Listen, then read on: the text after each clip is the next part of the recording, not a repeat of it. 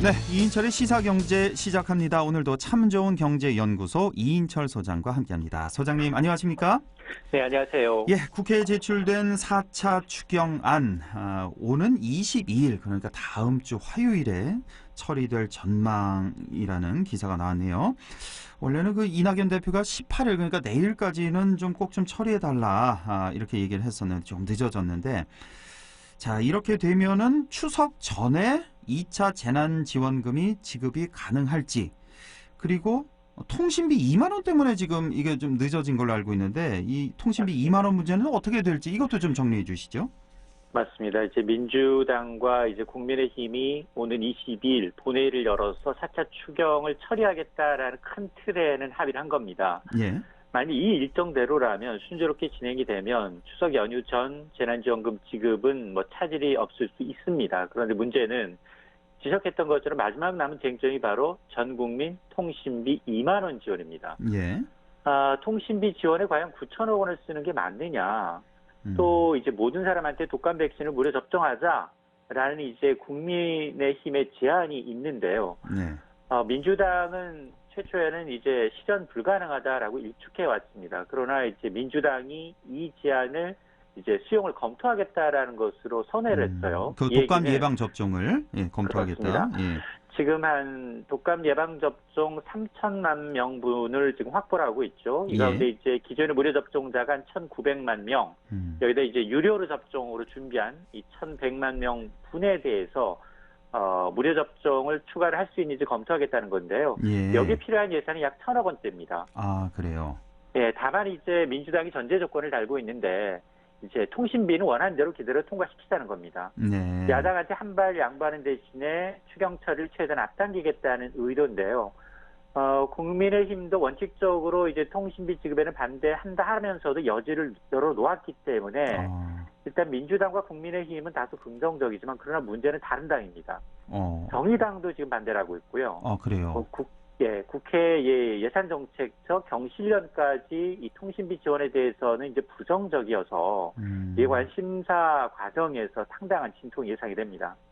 이거 어떻게 될지 정말 모르겠군요. 지금 분위기 이제 여야의 힘겨루기만 봐서는 통신비 2만 원 플러스 1,100만 명에 대한 독감 무료 접종 이게 같이 돼서 그러니까 좀 증액이 되겠네요. 한 1,000억 원 정도 증액돼서 그렇습니다. 통과될 걸로는 정치권에서 보여지는데 자 일단 어떻게 될지 좀 며칠 지켜보도록 하고 자 기분 좋은 통계가 하나 나왔네요. 우리나라가 전 세계 이제 163개 국가 가운데 살기 좋은 나라 17위를 기록했다고 하는데 저는 예. 이 소식을 듣고 생각보다는 순위가 높은데 이런 생각이 들었어요. 아무래도 좀 코로나 방역이 좀 반영이 됐나 이런 생각도 좀 들고요.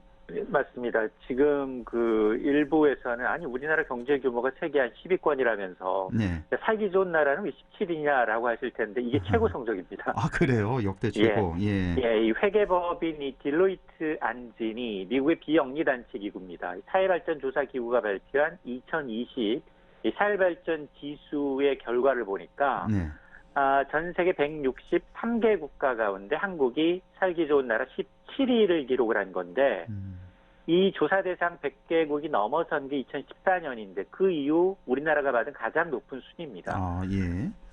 이게 지난해 23위였는데 6계단을 끌어올렸는데요. 역시 부동의 1위는 노르웨이입니다. 노르웨이가 3년 연속 1위를 차지하고 있고 2위가 덴마크, 핀란드, 뉴질랜드, 스웨덴, 스위스 전통의 이제 이 서구권 국가들이 살기 좋은 나라 톱 10에 포석을 하고 있는데 아시아 지금 뭐 한중일 3개국 가운데에서는 우리나라가 유일하게 순위가 올랐습니다. 일본은 지난해에 비해서 3단계 하락한 13위에 머물렀고요. 중국이 11단계 떨어진 100위에 그쳤습니다. 이게 뭐가 우리나라가 그럼 좋게 평가를 받았느냐. 살기 좋다라는 건 여러 가지 평가가 있는데요. 일단 뭐 기초지식이나 정보통신에 관한 접근성도 좋고요. 또 건강과 복지에 관해서도 후한 점수를 받았고 또 이제 개인의 권리, 개인의 자유와 선택과 포용성, 이 고등 교육에 대한 접근성에 대해서 지난해에 비해서 좋은 점수를 받은 것으로 나타났습니다. 그렇군요. 우리나라가 17위 역대 최고 성적을 받았고 일본이 13위였고 중국은 100위를 기록했다는 거. 예. 자, 이 정도 정리하고. 자, 지난 밤이었죠. 우리 시각으로 이제 지난 밤에, 미 연준이 이제 FOMC 회의를 열었는데, 자, 뭐, 제로금리 유지는 이미 뭐 예상이 된 거고요. 현재 상황에서. 앞으로 어떻게 하겠느냐. 그 연준 의장의, 기자회견에서의 발언이 좀 주목이 됐었는데, 2023년까지는 제로금리 유지할 것 같다. 이렇게 시사를 해서 이렇게 되면 우리나라 또 역시 상당 기간은 제로금리를 유지할 가능성이 높아졌다. 이렇게 볼 수 있겠네요. 그렇습니다. 이제 코로나로 인한 경기 부양으로 해서 과연 제로금리가 언제까지 이어질 거냐 이에 대한 어떤 힌트가 나온 셈인데요. 예. 미국 중앙은행 미 연준은 연방 공개시장위원회를 통해서 기준금리는 현행 제로에서 0.25%로 유지하기로 했는데 예. 그런데 가장 중요한 게 뭐냐? 과연 연준이 언제쯤 금리를 올릴 거냐? 예. 이게 연준의 FRB 위원들이 한 17명이 있습니다. 이 17명이 앞으로 미국의 통화정책, 금리 전망한 점도표라는 게 있는데요. 점도표. 예. 예, 여기 17명 가운데 13명이 2023년까지 현 제로금리 수준을 유지할 것이라는 겁니다. 절대 다수네요. 17명 중에 13명이. 예. 그렇습니다. 예. 코로나19 이전으로 완전히 돌아가는데 시간이 그만큼 더 걸릴 것이다라는 판단이고 그 사이에 경제 불확실성 굉장히 크다는 겁니다. 예. 자, 이렇게 되면 우리나라도 마찬가지입니다.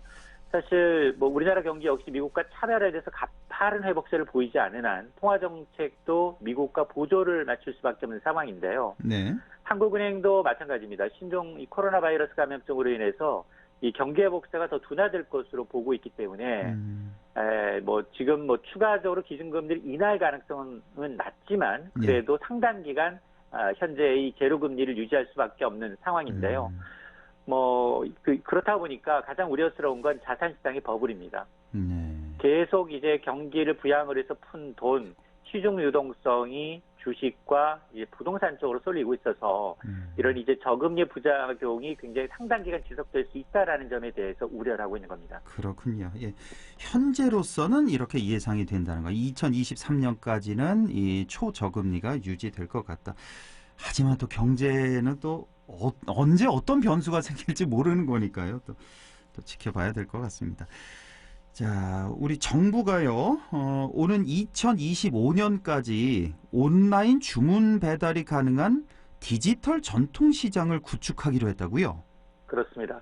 아마 전통시장 활성화 얘기는 하는데 이제 좀 전통시장을 꺼리는 소비자들의 그 이유를 물어보면 일단은 배달이 좀 어렵다. 예. 그리고 이제 주차가 어렵다. 그렇죠. 그리고 현금만을 받는 곳이 있다. 뭐 이런 불만들이었거든요. 예.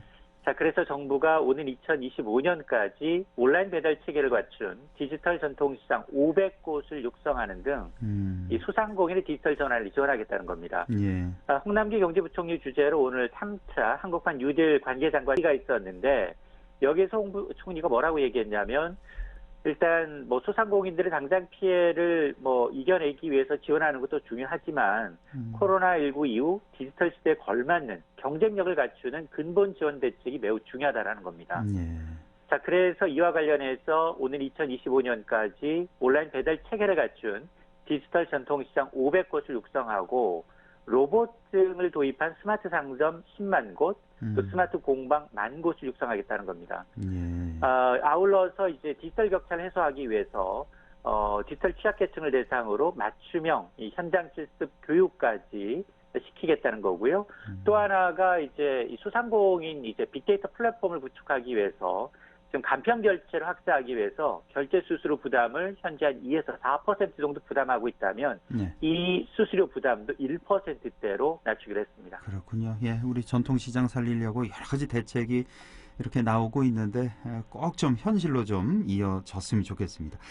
자, 깡통 전세 얘기를 좀 해보겠는데 최근에 이 깡통 전세 얘기가 한 2, 3년 전쯤인가요? 그때 좀 들어봤던 기억이 나는데 최근에 수도권 일부 지역에서 아파트 전세값이 매매가를 뛰어넘는 이른바 이 깡통 전세가 지금 또 등장하고 있다고요?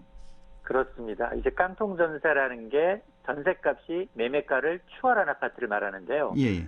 국토부 실거래가 공개 시스템에 나와 있는 데이터를 보니까 안산, 용인 등 이 수도권 일부 지역에서 실제로 깡통 전세가 등장을 했습니다. 아하, 예. 안산에 있는 A 아파트의 경우 59제곱미터가 지난 3일자로 2억 1천만 원의 전세 계약이 체결이 됐는데 해당 주택은 7월 말부터 8월 초까지 2억 원대에서 매매 계약이 체결된 겁니다. 예. 그리고 지난 6월에 이 인근에 입주한 테러 아파트의 경우에는 같은 면적의 현재 전세 가격이 3억 원으로 치솟았는데 예. 분양가와 같아졌습니다. 아이고.